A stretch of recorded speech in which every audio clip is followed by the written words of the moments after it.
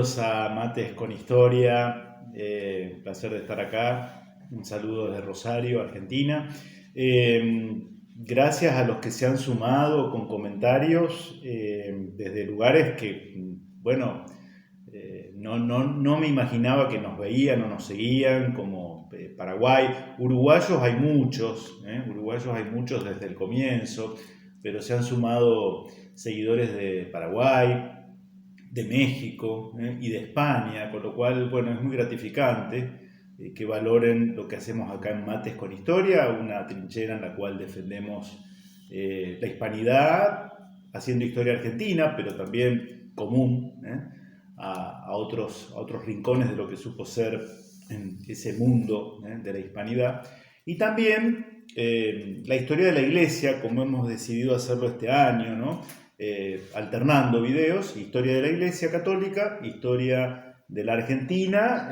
Estamos promediando, estamos viendo la etapa de la conquista española del Nuevo Mundo y todo lo que eso trajo aparejado, que es un fenómeno complejo, que hay que ir de a poquito. Hoy nos vamos a referir al trato cómo trató España a los naturales de América, ¿no? Cómo trató España a los indios, a los nativos, a los que ya habitaban este suelo a la llegada de España. Antes quiero hacer una mención porque ayer estuvo Guillermo Fontana Rosa, es primo de mi mujer, seguidor de Mates con Historia, y hablando hace un par de semanas sobre los videos que estamos dedicando a la historia de la Iglesia con Guillermo, me comentaba que él tenía, de hace ya tiempo, unos cuadernillos que había editado un cura, amigo de él, el padre Hernán Pereda, que ya es un hombre mayor, tengo entendido que está residiendo en España. Y ayer Guillermo tuvo la gentileza de acercarme este material en formato papel, como se podrán dar cuenta ustedes, historiograma del camino de la Iglesia. Historiograma del camino de la Iglesia, del padre Hernán Pereda. Fíjense qué lindo, qué didáctico, ¿no? Está hecho así, toda la historia de la Iglesia de este modo, sobre todo para los que por ahí tienen chicos, ¿no? que van al colegio, les puede ser de mucha utilidad. Quedamos con Guillermo en tratar de averiguar si esto puede ser digitalizado, como atendiendo a las nuevas técnicas, digamos, porque esto es una edición de fines de los años 90, ¿no? Entonces, bueno, vamos a tratar de ver si podemos poner a disposición de ustedes algún modo de digitalización de ese contenido que es sumamente interesante. Así que muchas gracias, Guille, por ese aporte a Mates con Historia. Hoy voy a comentar esto de cómo consideró España a los indios. ¿Qué estatus jurídico les dio? Vieron que hay un montón de falsificación histórica, de tergiversaciones. Entonces, conviene echar luz sobre ese tema, aunque sea en este video, saben ustedes, son videos cortos, no podemos extendernos demasiado. Vamos a dejar material que consideramos que puede ser de ayuda para quienes quieran profundizar estas cuestiones. Hoy voy a leer parte de un artículo de un catedrático argentino, Sebastián Sánchez, que es profesor en la Universidad Nacional del Comahue, en Neuquén. Lo conozco virtualmente al profesor Sánchez desde hace unos años. No personalmente, algún día ojalá podamos concretarlo. Y él tiene un artículo que es sumamente interesante, que dice, se titula La condición jurídica de los indígenas, la reducción a la vida política en José de Acosta. José de Acosta fue un cura en aquellos primeros momentos de la evangelización española del continente americano. Vamos a ver qué dice Sebastián Sánchez, que tiene cosas muy interesantes, ¿no? Muy interesantes. Y después vamos a hacer referencia a un par de libros que tienen que ver con este tema también y que me parecen sumamente útiles para clarificar algunos conceptos, ¿no? Que incluso entre hispanistas a veces parecen confusos o no adecuadamente desarrollados, ¿no? Entonces, yo acá estuve marcando, este artículo lo consiguen en internet, ¿no? Lo bajan y lo pueden leer en su totalidad. Dice el profesor Sebastián Sánchez, esa cuestión de conciencia que principió con los reyes católicos y se extendió en Carlos I y su hijo Felipe II, dio inicio a un extenso derrotero teológico, filosófico, político y legislativo, siempre en torno a la legitimidad de la evangelización, la conquista y la retención de las Indias, ¿no? Esta cuestión que España siempre va a meditar, reflexionar, autocuestionarse si lo que estaba haciendo en América era correcto, ¿no?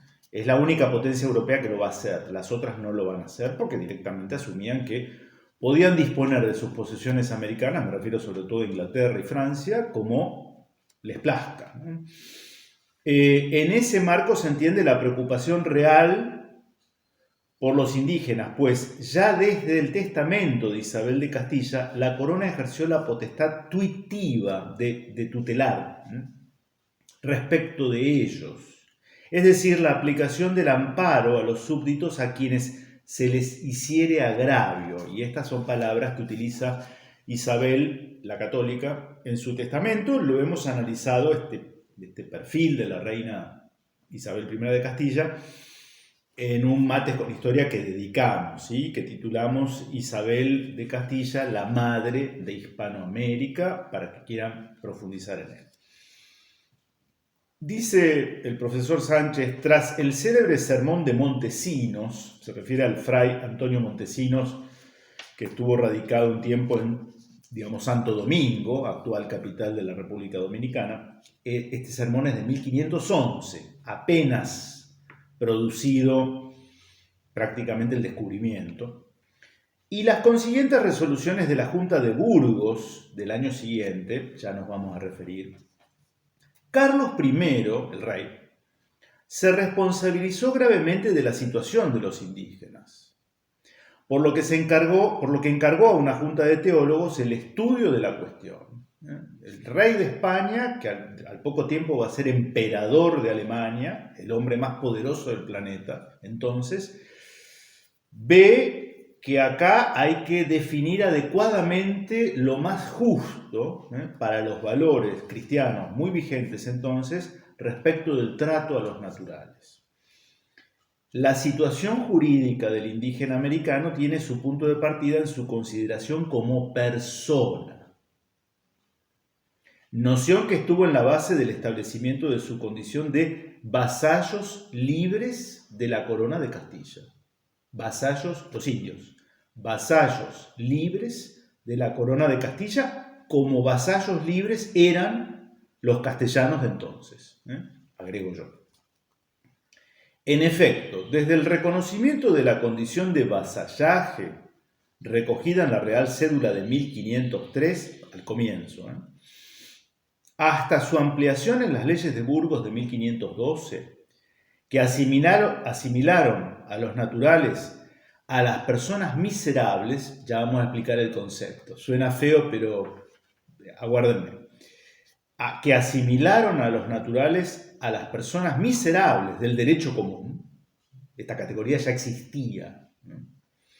La corona evidenció una notable preocupación por esclarecer la situación de los naturales y propiciar su protección. Ante ello resulta importante inquirir la significación concreta de la condición de vasallos libres. ¿Qué significaba esto? Con la que tempranamente se consideró a los indígenas. En primer término, implicó el establecimiento de una igualdad jurídica fundamental en el mundo indiano, en forma independiente de lo étnico y cultural, motivada justamente por el reconocimiento del señalado carácter personal de los naturales de América. Es decir, eran personas. Después va a venir, me adelanto, va a venir una aclaración expresa por parte del papado. No olvidemos que el Papa Alejandro VI había hecho donación de las tierras por ser descubiertas, lo que después va a ser América, a los reyes católicos, encomendándoles y sujetando como condición de ese dominio sobre América a que se evangelizara a los pueblos habitantes de América, ¿no? Entonces ven cómo la situación está como intrincada, ¿no? Está como mezclada. Esta igualdad jurídica conllevó incluso la aplicación de la distinción estamental castellana, de modo tal que los caciques indios, fueron reconocidos como nobles y el resto al común, es decir, el resto, los que no eran parte de la familia de los caciques, curacas, etc., lo que podríamos llamar la nobleza, mexica, azteca o inca en América del Sur, eran parte del común, los ciudadanos comunes, diríamos hoy. Pero además el vasallaje estableció un vínculo directo de los indígenas con el rey, al igual que con todos los otros habitantes de la sociedad indiana, aunque en el caso de los naturales, esa relación estuvo signada por su consideración como personas miserables en derecho, es decir, jurídicamente incapaces y por tanto comparables con las viudas y los huérfanos. Es como una categoría especial que por una suerte de vulnerabilidad en la sociedad, viudas, huérfanos, menores de edad podríamos agregar, son consideradas personas pero merecedoras de una tutela especial, como hoy, por ejemplo, los menores de edad. Son personas para el derecho, para el sistema jurídico actual, pero son incapaces de derecho para realizar ciertos actos jurídicos. Esto al día de hoy es así, ¿no? Por tanto, acá ya aparece un primer elemento, que después vamos a volver sobre este tema, frente a esta cosa tan propia de la ignorancia y del prejuicio de algunos, que dicen livianamente, los españoles los trataban como cosas, los indios eran cosas. A ver, si eran cosas, entonces ¿para qué bautizarlos? ¿Cuál era el motivo por el cual se iba a bautizar una cosa? Se bautiza una persona desde el punto de vista de la fe. Y se bautiza una persona con un grado de racionalidad que se reconoce en el catecúmeno. Si no, no se bautiza. Yo no bautizo una mesa o un mate, ¿no? Por más que me sean muy útiles. Bautizo personas a quienes reconozco conmigo en una paridad. Entonces, primer elemento, no eran cosas, sino no hubieran desarrollado toda esta teorización al respecto, ¿no? Cosas las van a considerar otras potencias europeas, eso sí, los salvajes, cuya misión era prácticamente eliminarlos en cuanto a obstáculos a la conquista rápida de esos territorios, el caso de Inglaterra o de Holanda, si quieren, ¿no? Y acá aparece esta cuestión de la promoción de cultura cívica. Por esto la cita del padre Acosta que hace Sebastián Sánchez. Más de alguno me va a objetar, bueno, pero entonces también España es como que va a priorizar tanto en su proceso de evangelización llevado a cabo por la Iglesia, pero del cual también eran responsables los monarcas españoles, que va a terminar un poco obligando a los naturales a convertirse al cristianismo. Sí, eso es cierto, pero, claro, hoy con la mentalidad del siglo XXI nos parece chocante que se imponga una fe a una determinada persona, ¿sí? Consideramos, acertadamente creo, que eso vulnera su derecho a la libertad de conciencia. Esto también es cierto. Pero hace 5 siglos se lo veía de otro modo. Y la conversión al cristianismo, el bautismo como acto formal de bienvenida a la Grey Católica, era visto como algo positivo y era un modo de incluir al neófito, al bautizado, en la sociedad de entonces, ¿no? Y hoy nuestras sociedades ya posmodernas también establecen la obligatoriedad de ciertas cosas que quizá dentro de algunos siglos se cuestionen, ¿no? Es obligatorio escolarizar a los hijos, por ejemplo, ¿no? Los padres tenemos obligación por parte impuesta por el Estado de alfabetizar a nuestros hijos en el régimen de escolaridad supervisado por el Estado. O son obligatorios ciertos esquemas de vacunación de nuestros hijos. Y nadie cuestiona esa obligatoriedad. Nadie lo cuestiona. Nadie dice vulnera mi derecho a la libertad. No, la aceptamos porque es un modo de garantizar la inclusión dentro de ciertos parámetros que para la sociedad de hoy es importante o son importantes, ¿no? Digo esto para reflexionar porque la misma motivación tuitiva, inclusiva, recurriendo a una cierta coacción, que tampoco fue tal, dicho sea de paso, en el caso de los indígenas, o hubo de todo en todo caso, hace 5 siglos se lo veía del mismo modo, pero con otras cuestiones que para esa sociedad eran mucho más vitales e importantes, ¿no? Por ejemplo, ser parte de la misma fe compartida por el resto.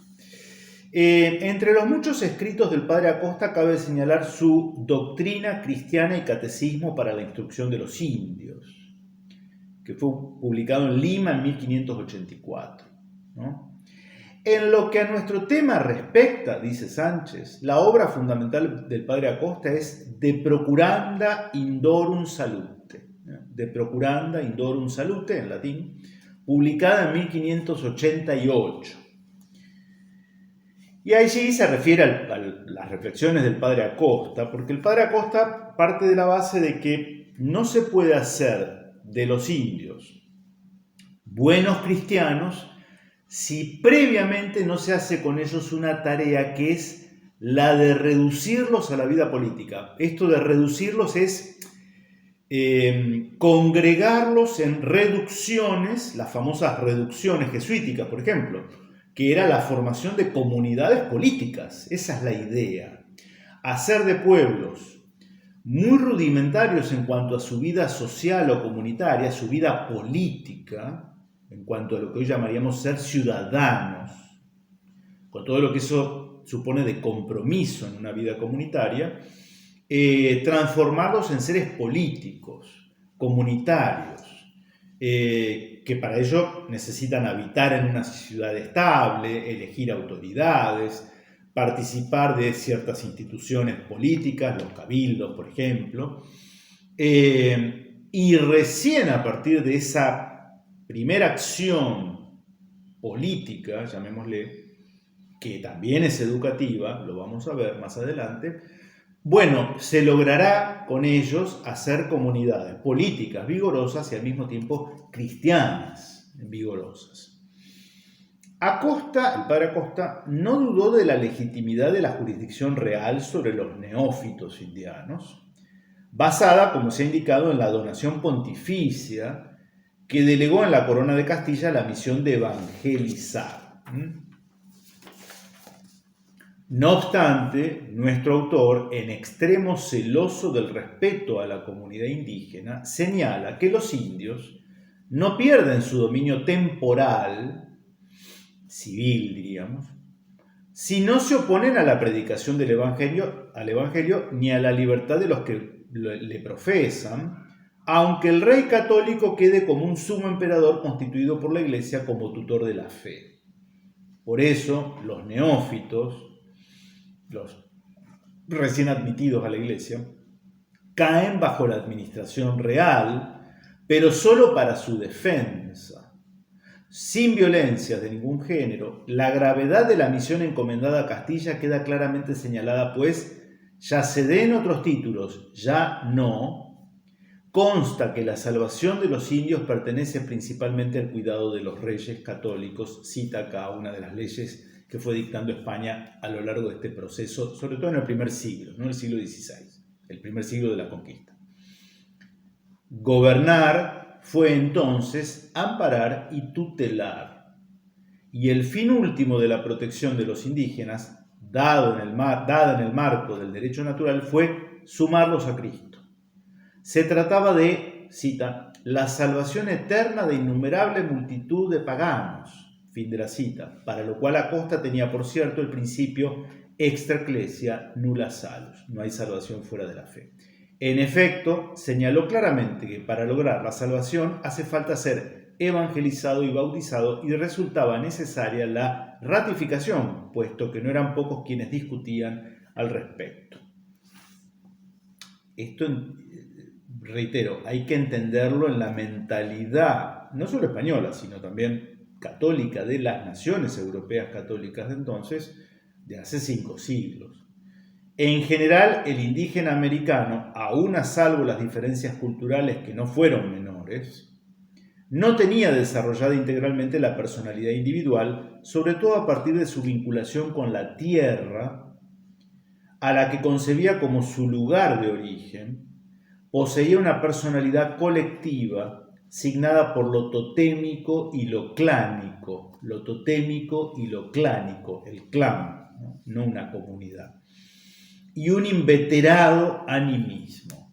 Había una brecha cultural importante. ¿Se acuerdan en el Mates con Historia anterior que dedicamos a la historia de la Iglesia? Pero de refilón citamos una reflexión interesante del padre Aníbal Fosbury en su obra, La cultura católica, que nos dice que para la Iglesia el desafío de evangelizar a los paganos del mundo greco-latino fue más fácil porque tenían resuelta la idea de pertenecer a una estructura político-partidaria, con leyes, tribunales, instituciones. Desafío que va a verse profundizado por el abismo cultural que va a existir cuando la Iglesia, siglos después, se enfrente al desafío de ganar para Cristo a las almas de las culturas indígenas que estaban en este otro estadio cultural, ¿no? Más rudimentario desde un punto de vista antropológico. Esto algunos lo discutirán, bueno, para mí es claro, ¿no? Y para ir cerrando lo que nos dice el profesor Sebastián Sánchez, algunas otras reflexiones y después pasamos a estos libros.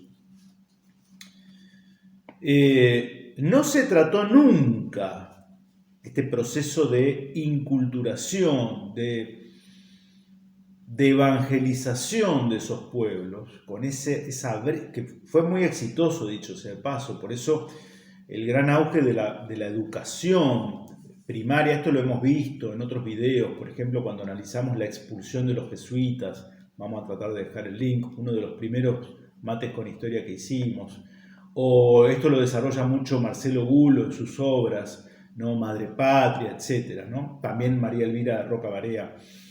No se trató nunca de la suplantación de un mundo por otro, ni siquiera de un trasplante radical, sino de armonizar 2 mundos bajo la égida de la corona y la iglesia. 2 mundos distintos, pero aunados en una misma fe y un mismo rey. Pero para ello era necesario humanizarlos en el sentido de civilizarlos, pues como dice Acosta, el padre Acosta, atraer pues a estos hombres salvajes y enfierecidos a géneros de vida y acomodarlos al trato civil y político. La sociabilidad conlleva que los miembros de una comunidad política alcancen un grado mínimo de civilización, sin el cual es imposible o muy difícil una verdadera convivencia. No sería posible una sociedad justa y bien ordenada si sus miembros estuvieran sumidos en la barbarie.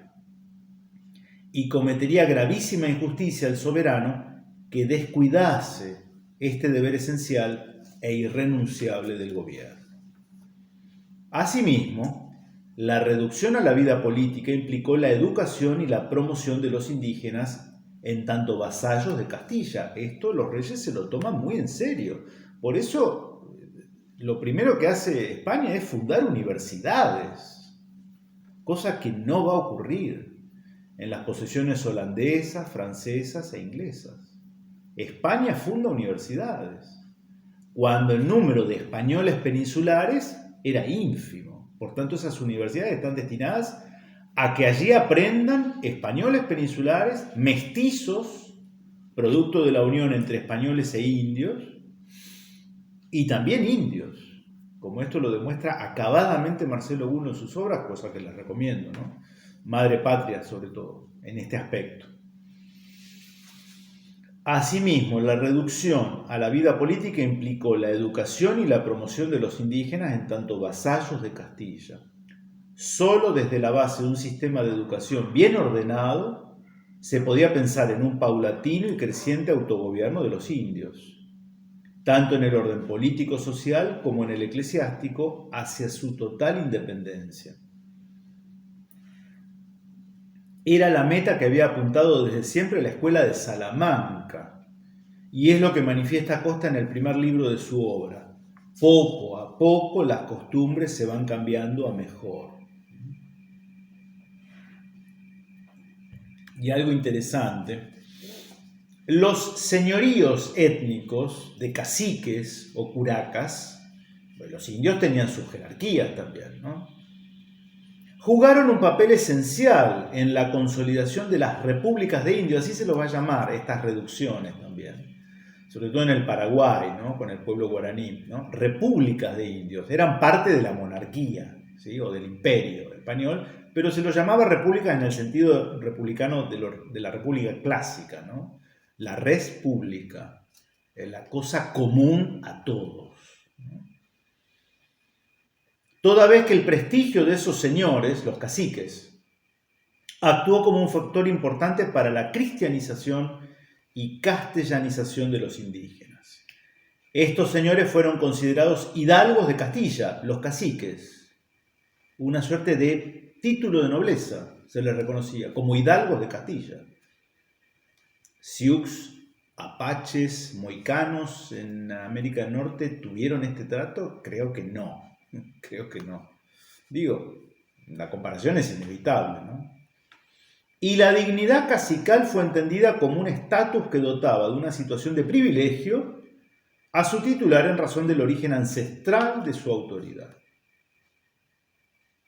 Otra cuestión derivada de la reducción a la vida política fue la de admitir la facultad de la corona de imponer tributos, tanto para la administración temporal como para la espiritual. Es decir, los famosos tributos indígenas que la corona va a recaudar de estas comunidades indias no son una suerte de, hay que verlo de otro modo, no es la imposición de algo, sino también la idea de generar que a privilegios como los que hemos estado analizando también supone la existencia de una contrapartida en obligaciones, ¿no?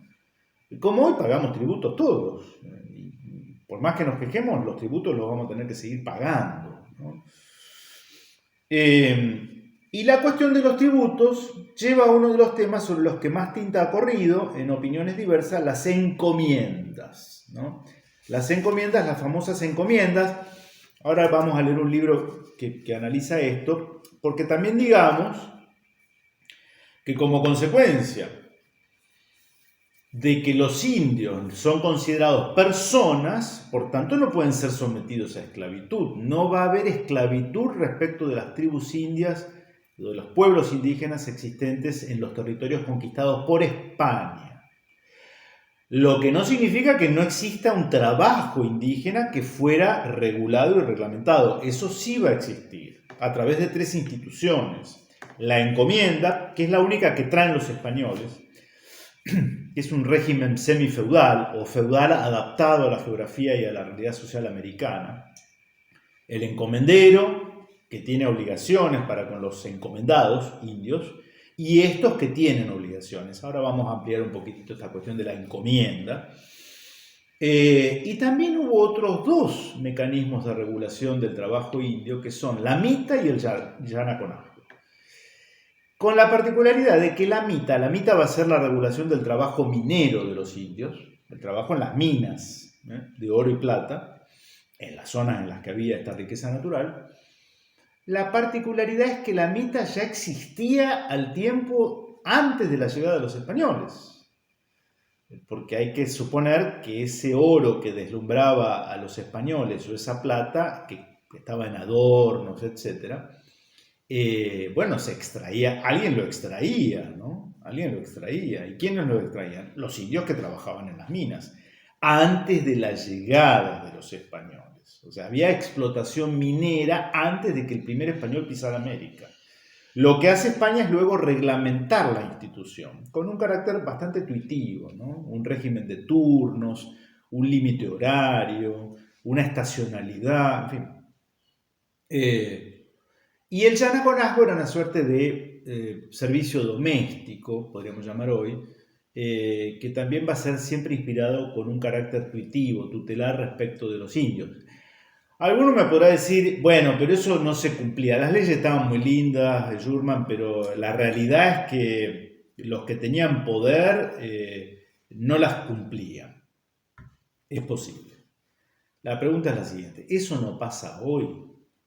Porque también hay leyes laborales. Hoy, 2024, en Argentina, hay leyes laborales tuitivas del trabajo remunerado y de quien se considera más débil en la relación trabajador-patrón, ¿no? Tuitivas del trabajador. Y, perdón, no existe el trabajo en negro hoy, no existe la explotación laboral, no existe el trabajo clandestino en condiciones a veces de semi-esclavitud hoy en el 2024. Bueno, entonces el gap, la diferencia, la brecha entre lo tuitivo, legal, ideal y la realidad a veces distante, no la inventaron los españoles de hace 5 siglos, es parte de la realidad humana de siempre, de siempre. Digo, para tampoco ser tan exagerado en el juicio de lo que hacemos con la América española de hace 4 o 5 siglos y hacer la vista gorda con la realidad actual.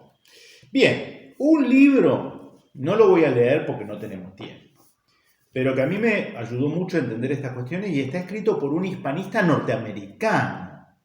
Un norteamericano que se dedicó a estudiar la labor de la conquista española en América, que se llamaba Louis Hanke. Louis Hanke tiene este libro, esta es una edición de 1949, muy buena. Yo, fiel a mi estilo, me la anoté toda. La lucha española por la justicia. La lucha española por la justicia en la conquista de América. Louis Hanke, década del 40, muchas ediciones, es un libro muy conocido.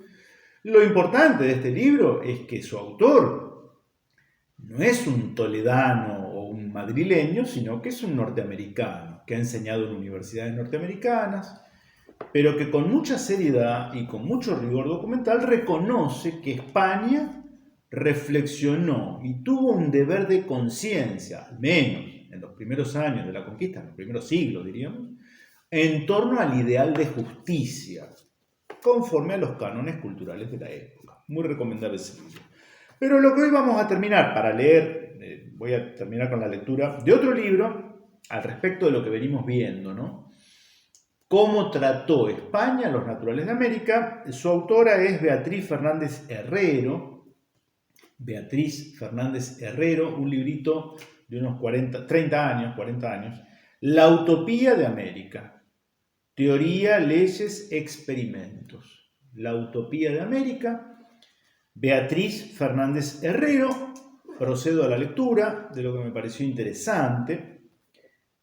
Hay una anécdota, porque el primero que se ve tentado a considerar esclavos a los indios va a ser Cristóbal Colón. El mismo Cristóbal Colón, un poco decepcionado de que no encontraba mucho oro en las Antillas, ¿no?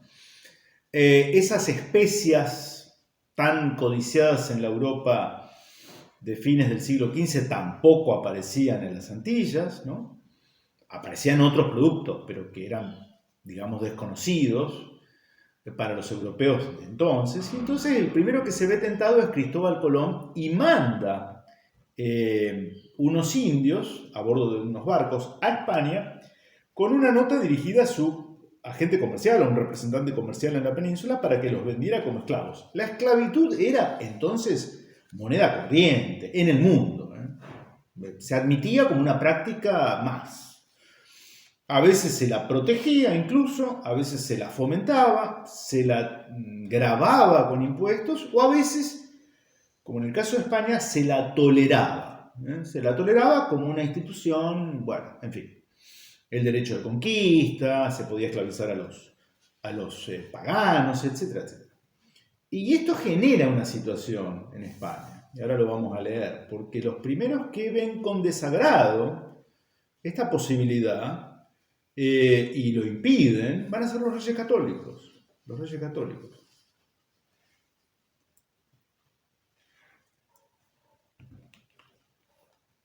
¿Qué dice esta autora?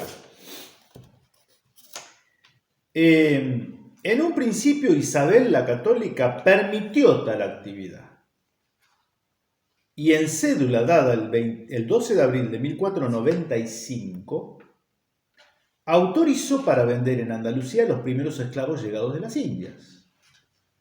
Sin embargo, al día siguiente salía una orden dirigida al obispo de Badajoz para que se suspendiera la venta hasta que los reyes hubiesen consultado a teólogos y canonistas sobre la legitimidad de esta acción. Al día siguiente. En esta orden se dice, y acá cita a lo que dicen los reyes católicos, nos queríamos informarnos de letrados, teólogos y canonistas si con buena conciencia se pueden vender estos por esclavos o no. Fin de la cita. Planteada la consulta a una junta, el 20 de junio de 1500 demoraron 5 años en dilucidar esta cuestión, de si era lícito vender como esclavos a los naturales de América, de Indias entonces. El 20 de junio de 1500 se promulgó una real cédula en la que se condenan las actividades, sacando las marcas,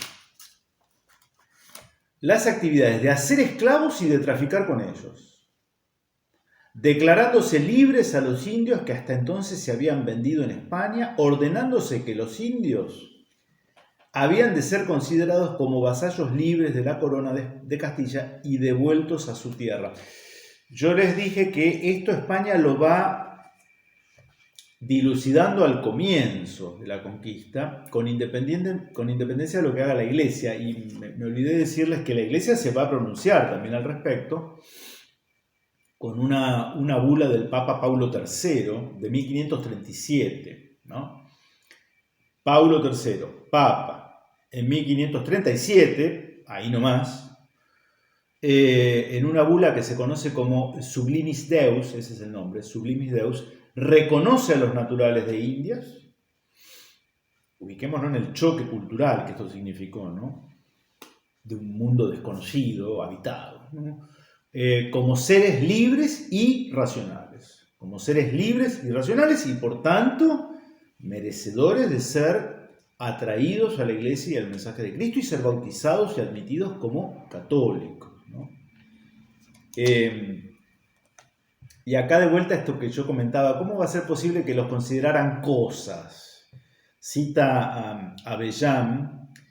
Evidentemente nadie pensó en serio que los indios fueran animales, brutos o seres irracionales, pues de pensarlo así, habrían tenido que obrar en consecuencia, es decir, 1. Elaborar un concepto adaptado a la nueva especie de seres entre el hombre y el animal, cosa que no ocurrió.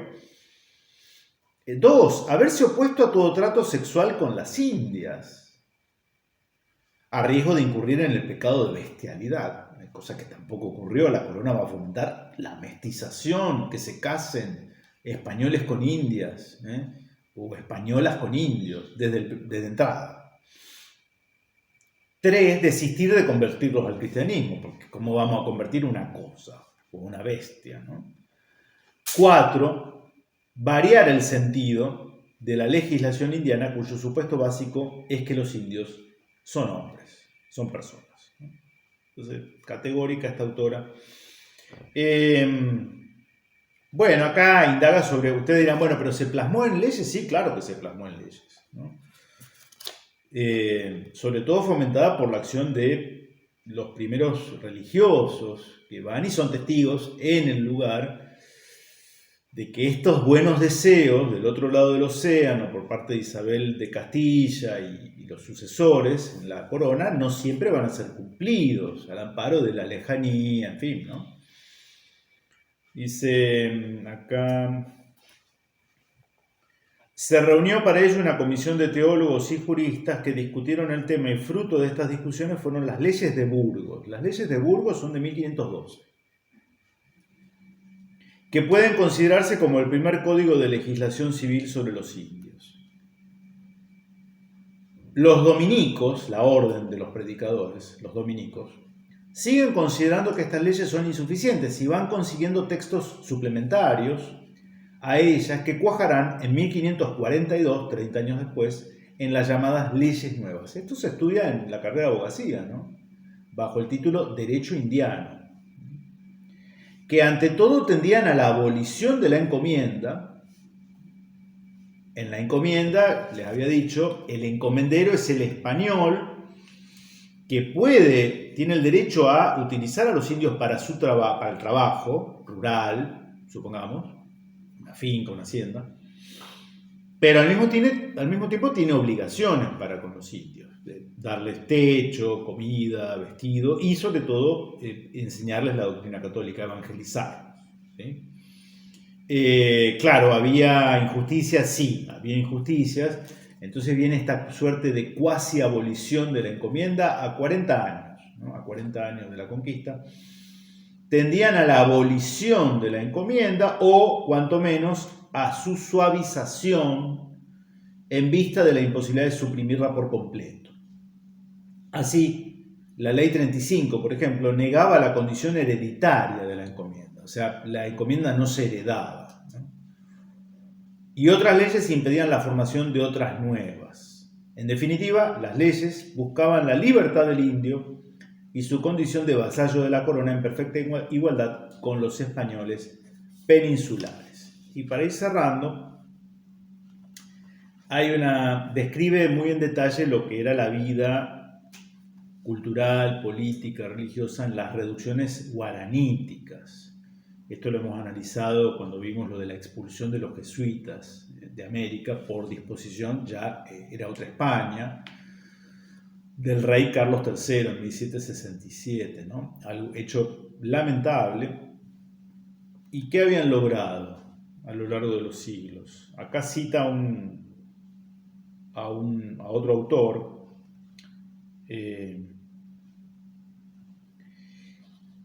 fíjense lo que se había logrado. El altar mayor está circundado, una iglesia, ¿no?, por un balaustre de madera de las Indias, con hermoso y bien acabado artefacto. A la mano izquierda está puesto un banco para los caciques y otros oficiales del gobierno. El prospecto del altar es hermosísimo. 3 grandes cuadros con ricas cornisas de oro y plata macizos. Cuando a veces se dice también así livianamente, se llevaron el oro y la plata. Bueno, buena parte del oro y la plata quedó en América. Está en América a la vista de quien quiera verlo, con ojos mínimamente objetivos, ¿no? O sea, está ahí, en la suntuosidad de esas iglesias, en el medio, en este caso, en el medio de la selva. En el medio de la selva.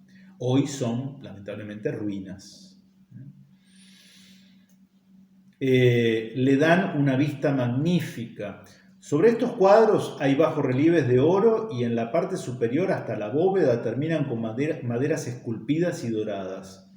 Por ambos lados del altar hay otros tantos. Vamos a tratar de ir poniendo imágenes de lo que esto finalmente cuajó y las iglesias de esta época, ¿no?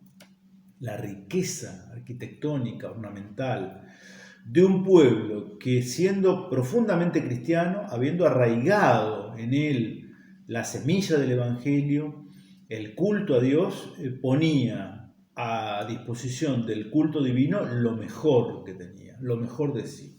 Tenía muy en claro que ellos podían vivir en chozas, que por otro lado eran dignas, ¿no?, en construcciones y viviendas adecuadas, espaciosas, con espacio para las huertas, para la cría de animales domésticos, adecuadas al clima, a la región, a la altura. Pero lo más importante era la casa de Dios. Esto hay que entenderlo también en esa mentalidad. Hoy para quien no cree, esto puede sonar una pavada, ¿no? Pero no era así la mentalidad de la época. El tabernáculo es de oro, adornado de esmeraldas y otras piedras preciosas. La parte del frente y la de los lados del altar está guarnecida de telas de oro con galones. Finalmente, los candelabros y los vasos de oro y plata, con los cuales está ornamentado cuando se celebran los divinos oficios, con gran número de cirios, dan un aspecto que sobrepuja toda magnificencia. A uno y otro lado de las naves hay otros 2 altares ricos y adornados en proporción del mayor. En la nave central pende una araña de plata con 30 brazos ornados de oro, sostenida por una cadena de plata, y continúa la descripción.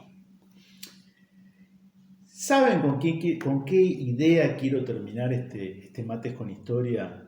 Que tiene que ver con nuestra historia, porque hunde las raíces de nuestra identidad hispano-criolla católica, la de nuestros pueblos, en algo que se fue forjando con el tiempo a lo largo de 3 siglos, y de lo cual es producto una cierta idiosincrasia de los pueblos, sobre todo de los sectores humildes, que fueron alcanzados por la prédica evangelizadora y ese criterio tuitivo que dio la corona en estos primeros 2 siglos al menos. Vamos a tratar de ir poniendo, esto da frutos artísticos.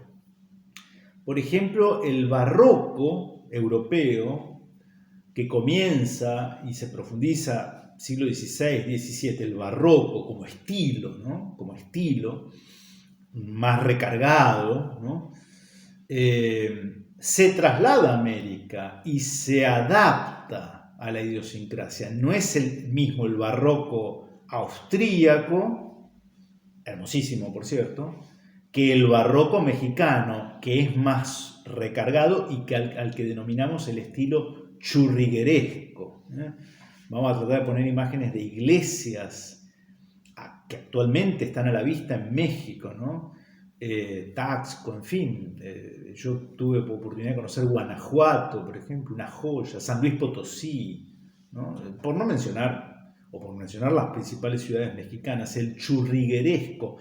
Los protagonistas que creaban esas molduras que aún hoy fascinan eran indios.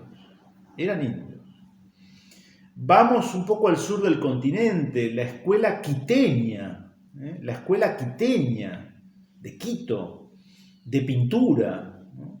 Y de escultura, o la escuela cusqueña, los famosos ángeles arcabuceros.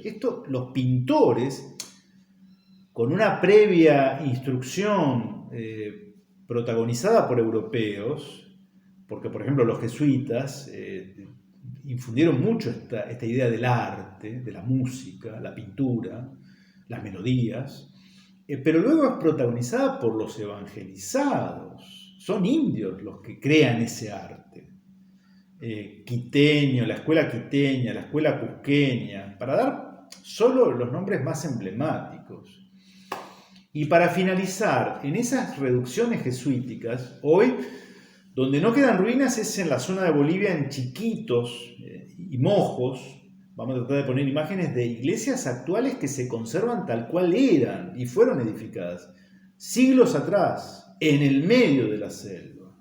Parte integrante del Imperio Español, protagonistas de esa construcción, no de un trasplante cultural, sino de una adaptación al medio y a la idiosincrasia, eran los pueblos guaraníticos. Los pueblos guaraníticos, vamos a poner imágenes. Y hemos dicho hace ya un tiempo, ¿no? Se han encontrado partituras de autores anónimos. Vamos a tratar de poner alguna melodía de fondo. Ahora me tomo un mate y así no interrumpo.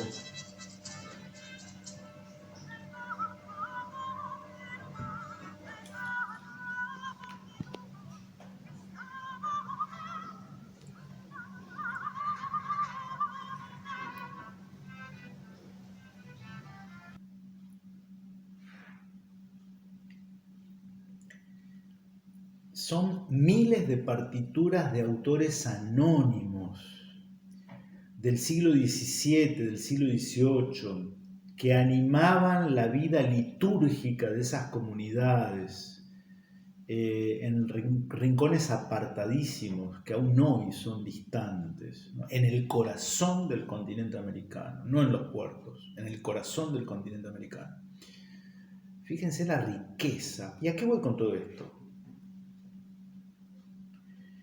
¿Es imaginable que toda esta producción artística sublime, que encantaba los ojos de los viajeros procedentes de Europa, para cuyos algunos especializados en arte no dudaban en comparar la producción artística en la América Española con la de las principales capitales artísticas y culturales de la Europa de entonces? ¿Es imaginable que este producido fuese posible en un clima de opresión, de genocidio y de torturas por parte de los conquistadores hacia los pueblos conquistados? ¿Es entendible esto?